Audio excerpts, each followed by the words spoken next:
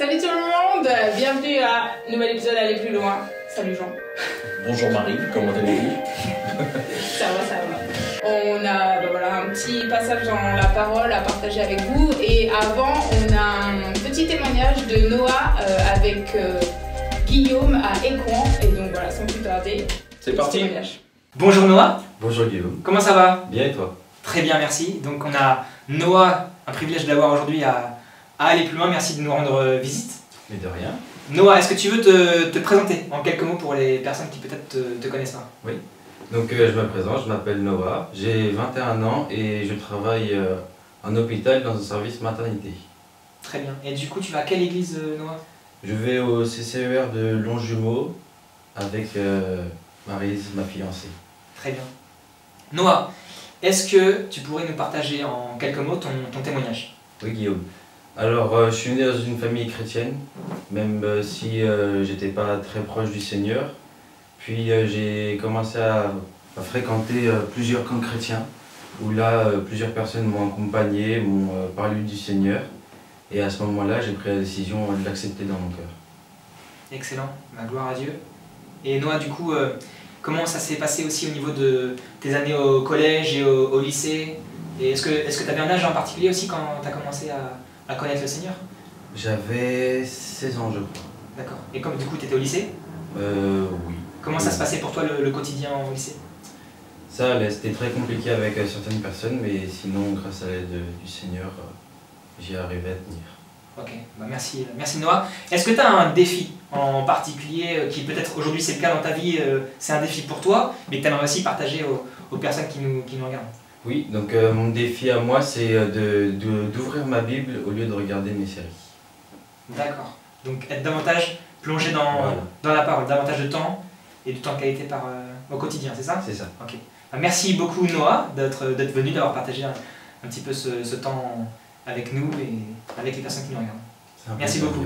Noah, merci beaucoup pour ce défi, c'est super pratique. Et c'est vrai, de ne pas allumer Netflix, mais plutôt de ouvrir la parole de Dieu, c'est un challenge pour tout le monde, je crois. Ouais, c'est aussi où est notre priorité. Souvent, on dit souvent ça, si je compare mon temps dans les écrans, alors quand je dis écran, je dis Netflix, téléphone, télé, ce que tu veux, console, voilà, ce que tu veux, et tu le compares par rapport au temps que tu passes dans la prière et dans la parole, et souvent il y a un gros déséquilibre.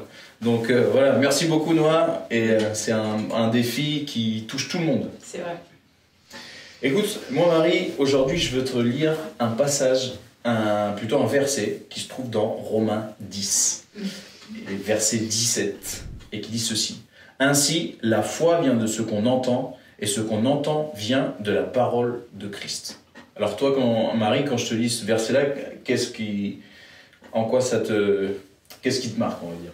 Moi, ce qui me marque, c'est que du coup, en fait, si je passe pas du temps dans la parole de Dieu, du coup, en fait, je vais pas entendre ce que Dieu il a à me dire. C'est cette partie-là du verset qui me saute aux yeux.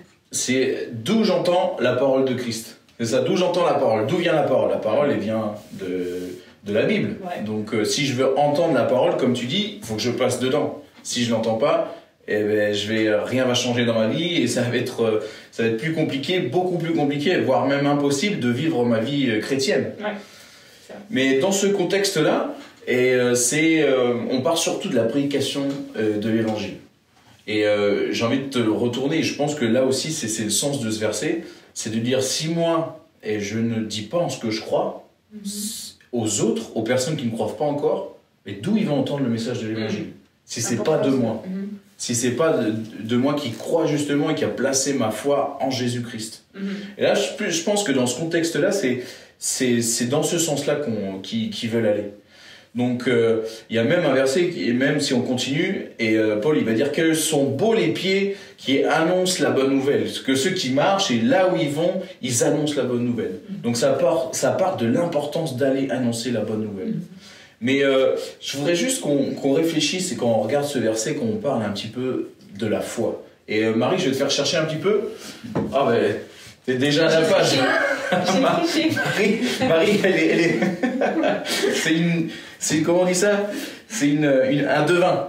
J'ai deviné de quel passage. Donc si tu pouvais lire Hébreux 11, verset 1. Or, la foi, c'est la ferme assurance des choses qu'on espère, la démonstration de celles qu'on ne voit pas. Voilà, donc la foi, en théorie, c'est quelque chose que je vais entendre, mais c'est quelque chose que je vais pas forcément voir. Donc, d'ailleurs, on dit... personne n'a jamais vu Dieu, et pourtant, on croit en Dieu. On a foi que Dieu existe. Donc, et ce problème-là, à nous, humains, quand je le pense dans ma chair, et il y a quelque chose qui vient, et ce qui s'appelle le doute. Ouais. Et d'ailleurs, dans ce chapitre-là, chapitre 11, et on parle des pères de l'Ancien Testament, et on parle des personnes, des exemples d'hommes de foi, justement. Et moi, il y en a un qui m'a toujours marqué, c'est Noé. Parce que Noé, c'est un gars qui, pendant 100 ans, a construit un bateau dans un monde où il ne pleut pas. Et ça, pour moi, c'est incroyable. La foi de cet homme, la patience de cet homme, qui a entendu une parole de la part du Seigneur et qui savait qu'il devait faire sa volonté. Qui savait qu'il devait suivre, parce que ça, c'était le plan du Seigneur. Même s'il n'avait jamais vu un nuage, il n'a jamais vu pleuvoir. Non, pour nous, Bretons, c'est un truc de fou. Hein. Nous, on est habitués à voir pleuvoir ici. Donc, c'est quelque chose, c'est quelque chose d'incroyable. La persévérance dans le plan de Dieu. La persévérance dans le plan de Dieu, exactement. Moi, je me recale par rapport à ma propre vie d'aujourd'hui. Et des fois, moi, j'ai des grands moments de doute. Et de ce que m'a marqué le Seigneur pour ma vie, des fois de là où je dois aller, de la volonté du Seigneur pour moi. Et j'ai des moments où le Seigneur, il secoue, et j'ai des doutes. Mais je pense que c'est normal d'avoir des doutes. Ouais, c'est humain. C'est humain d'avoir des doutes. Ouais. Et le problème, souvent, c'est qu'on dit que ah non, mais t'as des doutes, c'est un péché, l'homme qui doute, et on connaît tous ce passage qui nous parle qu'il est semblable aux vagues qui bougent et aux girouettes, et on a tous ces passages-là et ces exemples-là dans la tête. Mais c'est normal d'avoir des doutes. Le problème, c'est qu'est-ce qu'on fait avec ces doutes. C'est ça surtout, c'est toujours quelle réaction, j'ai un doute, quelle réaction je vais avoir. Ouais, où est-ce que tu te diriges? Est-ce que tu vas vers la Bible, ou est-ce que tu t'enfonces dans tes doutes? Exactement, où est-ce que tu te diriges? Bah, tu sais, et vous connaissez tous l'exemple, ces deux chiens qu'on a dans le cœur, un chien charnel et un chien spirituel, et à qui je vais donner à manger? À mes doutes? Ouais, mon chien spirituel, c'est-à-dire à aller chercher, à me plonger dans la parole de Dieu pour savoir, je doute là-dessus. Qu'est-ce que dit la Bible par rapport à ceci? Qu'est-ce que dit la Bible par rapport à son amour? L'amour de Christ pour moi.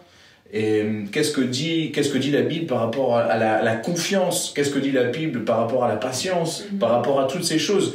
On a des promesses incroyables dans la Bible. Et moi, je vais te donner un exemple très concret. Et tous ensemble, on est en train de passer par un moment assez difficile parce qu'on a perdu quelqu'un d'assez proche. Et humainement, c'est terrible. C'est une situation très difficile. Mais spirituellement, le Seigneur, il nous donne une paix incroyable. Et quand on lit ce verset qui dit que Dieu va nous donner une paix qui surpasse tout entendement, mais je peux te dire que nous, aujourd'hui, c'est exactement ce qu'on est en train de vivre. On est en train de vivre une paix que seul le Seigneur peut donner. On peut croire dans ses promesses. Il y a un verset aussi qui nous dit que Dieu accomplit toutes ses promesses. Et ça, c'est tellement rassurant. C'est tellement bon d'avancer comme ça. Donc, écoute, on a le défi de Noah, qui est déjà pas mal. Où sont nos priorités? De passer plus de temps dans la parole, passer plus de temps dans la prière, que passer plus de temps derrière les écrans, derrière des choses qui, des fois, ne prônent pas ce qu'on croit. Et d'ailleurs, ce qui est dangereux quand j'ai des doutes, c'est de passer du temps avec des gens à regarder des choses qui vont seulement dans l'opposé de ce que nous, on croit. Et qui nous éloignent encore plus. Et ça nous éloigne encore plus. Alors que quand j'ai des doutes, plongeons-nous dans la parole de Dieu. Tout le monde a des doutes, à n'importe quel âge. Que tu sois jeune, que tu sois vieux, pas nous, pas nous. Que tu sois vieux, tout le monde a des doutes. C'est vrai. Moi, pour revenir juste sur ce que tu as partagé par rapport à d'avoir des doutes et d'avoir du mal à la foi, dans le verset là, dans Hébreux 11, ou la foi dans les choses qu'on ne voit pas. Moi, je me souviens aussi avoir pensé au début de ma vie chrétienne j'étais un peu un Thomas, quoi. Genre, je voulais voir, et je me souviens de quelqu'un qui avait donné l'illustration, ou je crois que j'avais vu ça dans un film, enfin je sais plus, c'était peut-être un film chrétien, où en fait la personne, elle avait donné l'illustration du vent, comme quoi le vent, on le voit pas, mais on voit ses effets. Et donc, du coup, tout le monde croit dans le vent. Genre, oui, le vent, ça existe. Donc, du coup, c'est en fait ce moment-là, en fait, où dans mon esprit de collégienne, en fait, ça a fait tilt. Et ça, j'ai fait cette comparaison. Et je me suis dit, ah bah oui, c'est vrai, ce Dieu, on le voit à travers dans la vie des gens, dans la parole de Dieu, mais du coup, on le voit concrètement aussi qui fait effet dans la vie des gens. Et c'est ce petit truc pratique qui m'a fait tilt, en fait, où je me suis dit, c'est vrai que littéralement, Dieu en personne, on ne le voit pas, mais on voit ses effets, en fait, dans la vie de chacun. Amen. Et c'est vrai, c'est un très bon exemple. On voit, dans ma propre vie, je peux voir tout ce que Dieu a fait et c'est quelque chose d'incroyable. Et je peux dire avec ma propre vie, si je suis là aujourd'hui devant vous, c'est pas grâce à moi, c'est grâce à Dieu. Je me souviens de gens avant, de gens après. Non mais c'est qu'il y a seulement Dieu qui peut faire des aussi grands changements dans la vie des personnes. Et le mérite revient seulement à Dieu d'ailleurs. Et on veut rendre gloire qu'à lui. Et peut-être que toi, tu as des doutes. Peut-être qu'en ce moment même, tu doutes de l'existence de Dieu. Tu doutes de ta foi. Et moi, je voudrais te dire, ne reste pas avec ces doutes. Partage-les avec nous, si tu veux. Partage-les avec quelqu'un de ton groupe de jeunes, avec ton leader, avec ton pasteur. Mais surtout, reste pas avec tes doutes. Et nous, on est là pour t'écouter. Tes leaders sont là pour t'écouter. Ton pasteur aussi. Mais cherche dans la parole de Dieu. Parce que moi, il y a toutes les réponses. Et je suis sûr que Dieu, il veut répondre à tes doutes. Que Dieu, il veut te rassurer. Dieu, il veut s'approcher de toi. Mais toi, il faut que tu t'approches de lui. Amen. Voilà. Merci beaucoup Jean pour ce partage. Et là, on va passer à la promesse du jour avec Maryse. Bonjour tout le monde. Alors aujourd'hui, la promesse de Dieu qui me tient à cœur de vous partager, c'est dans Romains 12, verset 2. Donc je vais vous le lire. Ne vous conformez pas au monde actuel, mais soyez transformés par le renouvellement de l'intelligence, afin de discerner quelle est la volonté de Dieu, ce qui est bon, agréable et parfait. Donc moi, ce que je traduis de ce verset, c'est vraiment de ne pas en fait être dans le monde, de ne pas suivre les tendances actuelles, mais vraiment de rester fixé sur la parole de Dieu et de vivre pour Dieu en fait, de vivre pour lui et selon sa volonté. Donc vraiment avoir à cœur de lire sa parole, de prier tous les jours et de lui parler continuellement. Donc voilà, je vous encourage vraiment à prendre ce temps avec Dieu et rester fidèle à sa parole. Merci beaucoup Maryse, et une super promesse. Ouais. Et aussi, encore une fois, on a eu beaucoup de défis en fait aujourd'hui. Journée défi. Journée défi. Ne pas se conformer à ce monde, et encore une fois, c'est un défi pour tout le monde. Donc merci beaucoup Maryse, merci à vous de nous avoir suivis, et puis on se revoit dans 15 jours. 12 semaines, c'est ça. Voilà. Salut, bon week-end. Ciao.